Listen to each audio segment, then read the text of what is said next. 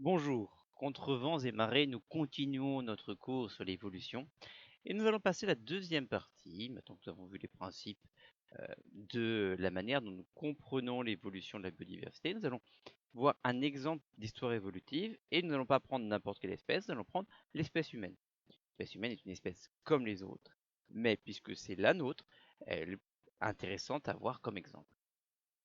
Avant de rentrer précisément dans le cadre de l'évolution des espèces humaines, on va voir ce qu'on appelle la phylogénie des primates, à laquelle l'humain fait partie. Alors, la phylogénie, c'est le fait d'étudier les relations parentées. Ça permet d'obtenir des arbres comme celui-là que vous avez montré, qui est un arbre des mammifères. Vous avez des espèces actuelles de mammifères qui sont ici, et vous voyez représentés par des crochets. Que signifient des crochets? Signifie par exemple, si je prends ici, les éléphants et les procavia ont tous les deux un ancêtre commun qui est marqué ici, à l'endroit de la jonction, qui n'est pas l'ancêtre commun de quelqu'un d'autre, qui est l'ancêtre commun qu'on appelle exclusif. Donc par exemple, cet ancêtre commun-là n'est pas l'ancêtre commun des kangourous ou des chauves-souris. Donc on peut faire ça un peu partout. Par exemple, tous ceux qui sont en vert ont ici un ancêtre commun qui n'est l'ancêtre que de ceux qui sont en vert, et pas des autres. C'est ce qu'on appelle un arbre phylogénétique. Et donc la phylogénie, c'est le fait de reconstituer comme ceci ces histoires évolutives et donc ces parentés évolutives. Alors, il y a des tas de manières de faire ça. La méthode la plus répandue, c'est ce qu'on appelle la cladistique, qui va me dire cela. Comment ça fonctionne? On va regarder des caractères. Par exemple, ici, je regarde la présence ou l'absence de vertèbres, la présence ou l'absence de poils, la présence ou l'absence d'un pouce opposable. Et je vais dire tous les descendants d'un ancêtre qui avait les vertèbres ont les vertèbres. Donc je regarde ici mes 5 animaux. La fourmi n'a pas de vertèbres, le saumon, le chat, le macaque et le chimpanzé ont des vertèbres. Donc l'ancêtre qui a inventé les vertèbres, ici, euh, est l'ancêtre commun de ces 4-là, mais pas de la fourmi. Une fois que je suis ici, donc à cet ancêtre-là, je vais regarder autre chose, je vais regarder les poils. Je vais voir que le saumon n'a pas de poils alors que le chat, le macaque et le chimpanzé ont des poils, donc je vais regrouper ensemble le chat, le macaque et le chimpanzé en disant l'ancêtre commun au chat, macaque et chimpanzé qui ici avait des poils et des vertèbres, et ce n'est pas l'ancêtre ni du saumon ni de la fourmi. Et je regarde le pouce opposable, il n'y a que le macaque et le chimpanzé dans mes 5 espèces ici qui ont pouce opposable, je mets ensemble macaque et chimpanzé. Et donc j'ai un ancêtre commun hypothétique. À chaque fois, faut bien penser, c'est pas un vrai ancêtre, on sait pas qui il est, on l'a pas découvert, c'est un ancêtre hypothétique, mais qui permet de comprendre comment s'est passée l'évolution. Alors, on peut faire ça, bien évidemment, sur l'ensemble des êtres vivants. Et ce qu'on obtient, par exemple, sur l'ensemble des êtres vivants actuels, c'est ceci.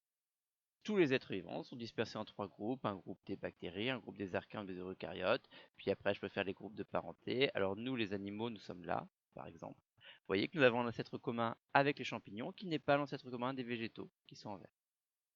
Vous voyez, il y a un ancêtre commun qui était l'ancêtre commun des champignons et des animaux, qui n'est pas l'ancêtre des végétaux. Alors vous me direz, cet arbre phylogénétique-là, il est quand même un peu complexe. Comment est-ce qu'on a pu faire pour l'établir? Parce que certes, vous comprenez bien si je parle de présence ou d'absence de poils ou de présence ou d'absence de vertèbres, mais pour comparer une bactérie et un chêne et un éléphant, les choses sont plus complexes. On peut faire de plein de manières différentes. L'une des manières de faire, ça va être plutôt que de regarder précisément les caractères que l'on voit directement sur le phénotype, de regarder les informations portées par le génotype, par les gènes, par l'ADN. Et on peut comparer l'ADN. Par exemple, ici, vous avez 5 espèces de mammifères. Homo sapiens, c'est l'homme, le chimpanzé, le gorille, l'orang-outan et le loup. Vous voyez, on a mis ici, à chaque fois, on vous marque les différences de l'ADN pour une séquence précise. On va s'apercevoir que le loup est très différent des 4 autres, et que sur les 4 autres, l'orang-outan est celui qui est le plus différent, puis le gorille, et les deux plus proches, c'est l'homme et le chimpanzé. À partir de ça, je peux faire la phylogénie. Donc je peux faire la phylogénie à partir de données phénotypiques, mais également à partir de données génétiques. Euh, on peut faire les deux. Notez bien aussi que là, je n'ai pris que des exemples de phylogénie avec des êtres vivants actuels. On peut aussi faire des phylogénies avec des êtres vivants passés. Alors pour avoir de l'ADN, hein, c'est rare qu'on ait de l'ADN d'êtres vivants qui vivaient autrefois, qui ont disparu aujourd'hui. Et si on l'a, c'est sur des êtres vivants qui vivaient récemment. Mais on peut quand même le faire parfois.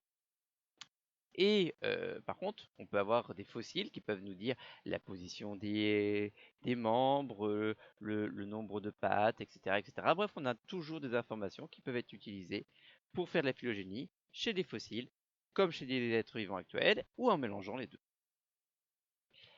La phylogénie est l'étude des relations de parenté. Elle peut s'effectuer en regardant des individus actuels et ou des individus fossiles, en se basant sur les caractères phénotypiques ou sur l'étude du génotype. Parfois, on met même les deux approches, étude du génotype et étude du phénotype, ensemble pour obtenir des résultats. Dans la pratique, c'est un petit peu plus compliqué que ce que je vous ai dit ici, mais vous avez vraiment le principe qui est le principe à effectuer. Alors, ça, on va pouvoir le faire pour toutes les espèces, y compris pour l'espèce humaine. Le premier point très important à comprendre de l'espèce humaine, c'est qu'aujourd'hui, il n'y a qu'une seule espèce sur Terre. Vous avez tous ces humains qui sont ici, hein, qui sont très différents les uns des autres, pour des humains. Il se trouve qu'ils appartiennent tous à la même espèce parce que de n'importe où que l'on vienne dans le monde, on ne peut se reproduire avec n'importe qui vient de notre partie du monde. Et les descendants que nous aurons seront féconds avec n'importe quel être humain partout sur Terre. Autrement dit, nous sommes tous interféconds et nos descendants seront tous interféconds. C'est la définition de base de l'espèce. Alors pour ceux qui ont appris la définition génétique de l'espèce, ça marche aussi, hein. Il y a des flux de gènes très importants sur la population humaine, des gènes qui passent d'une région à une autre, etc. On n'a pas d'interruption du flux de gènes, donc on appartient tous à la même espèce. On est tous membres de la même espèce aujourd'hui. Il n'y a qu'une espèce d'humain. Ce n'était pas le cas autrefois, mais aujourd'hui il n'y a qu'une espèce d'humain. Cette espèce s'appelle Homo sapiens. Nous sommes tous des Homo sapiens. Alors Homo sapiens, comme n'importe quelle espèce, que ce soit une bactérie, que ce soit un chêne, que ce soit un éléphant, que ce soit ce que vous voulez, Homo sapiens peut être étudié phylogénétiquement et donc on peut déterminer sa phylogénie. Alors, on va pouvoir le faire en regardant des caractères comme phénotypiques, comme le squelette par exemple. On va pouvoir également le faire en regardant son ADN. Et donc ce qu'on va faire, c'est qu'on va regarder précisément par la suite la phylogénie de l'Homo sapiens. Donc, alors vous voyez ici, on a mis Homo, le genre Homo et donc l'espèce Homo sapiens ici. Gardez à l'idée qu'un arbre phylogénétique, il peut tourner, à chaque branche on peut tourner. Par exemple, je pourrais pu inverser ici Pan et Homo, mais j'aurais pu très bien inverser mes rouges et mes verts ici. Enfin mes bleus et mes verts, mettre les bleus ici et les verts là. Ça aurait rien changé, ça aurait été le même résultat.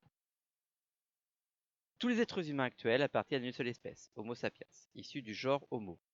Ça, je vous fais remarquer, un nom d'espèce est composé de deux parties, un nom de genre avec une majuscule, le nom d'espèce avec une minuscule.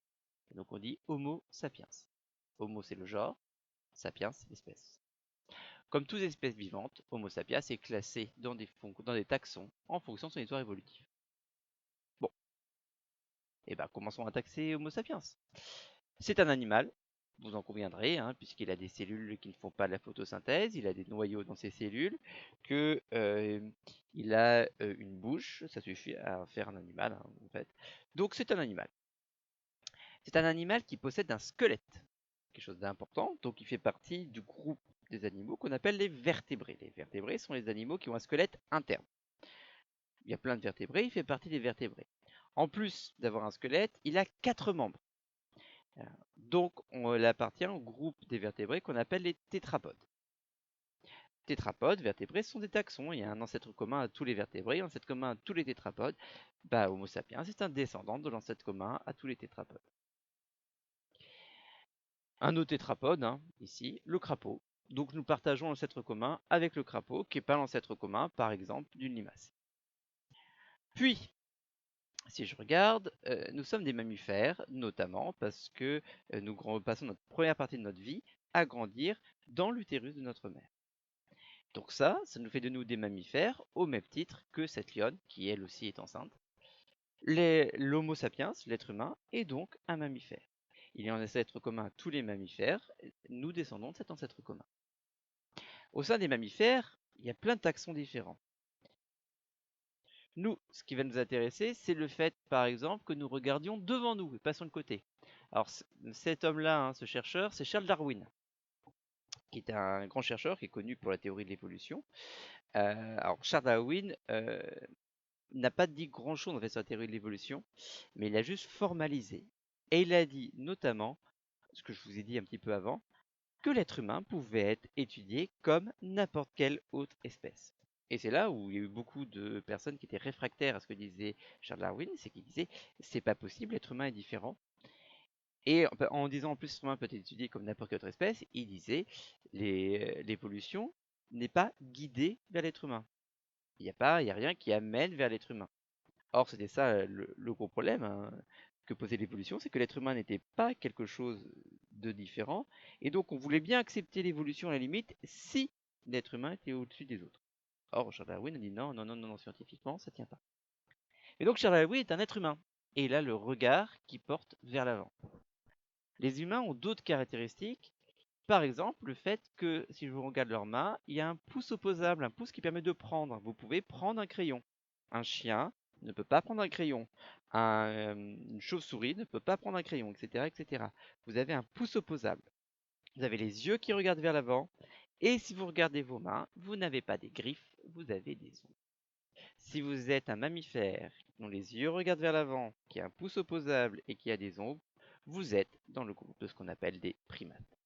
Nous sommes donc des primates. Les primates, comme ce babouin qui est ici. Donc vous voyez, le regard porte bien vers l'avant, contrairement à un cheval, à un chien, à un chat, ou ce que vous voulez, où les yeux ne regardent pas spécialement vers l'avant, ils sont sur le côté.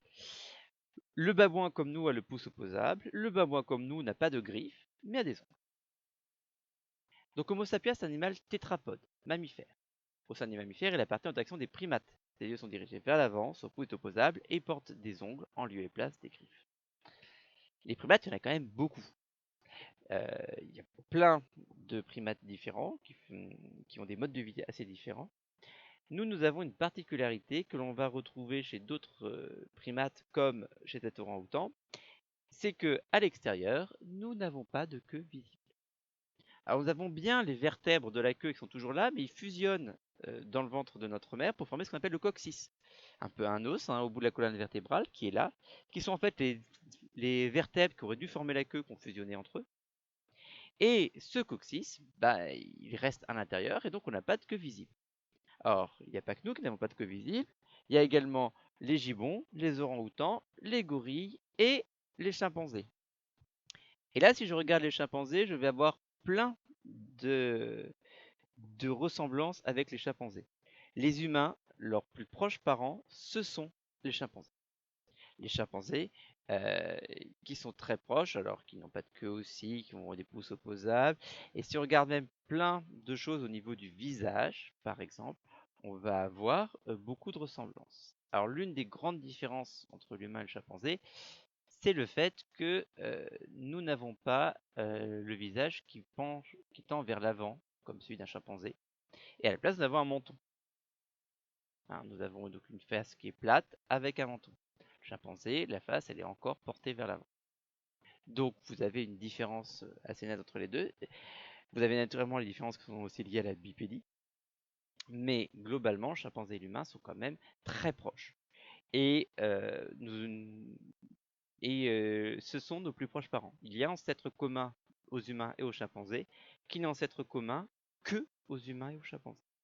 Et pas aux autres. Alors le groupe de tous ces singes qui n'ont pas de queue, on appelle ça les hominoïdes. Et donc nous sommes des hominoïdes. Parmi les hominoïdes ou hominidés, nous sommes le plus proche du chimpanzé. Ça, c'est si on regarde au niveau des caractères phénotypiques, ce qu'on peut voir à l'extérieur. Si je regarde au niveau génétique, donc au niveau du génotype, je vais obtenir la même chose.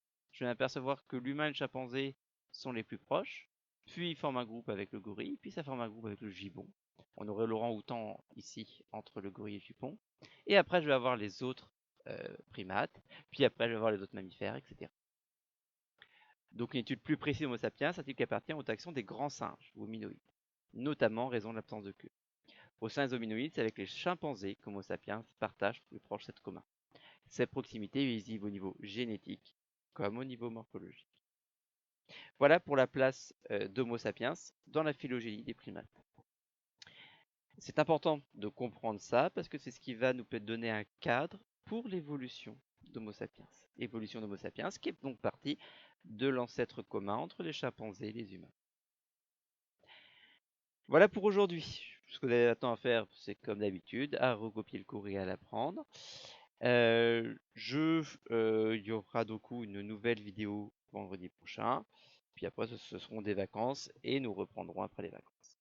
Je vous souhaite une bonne semaine.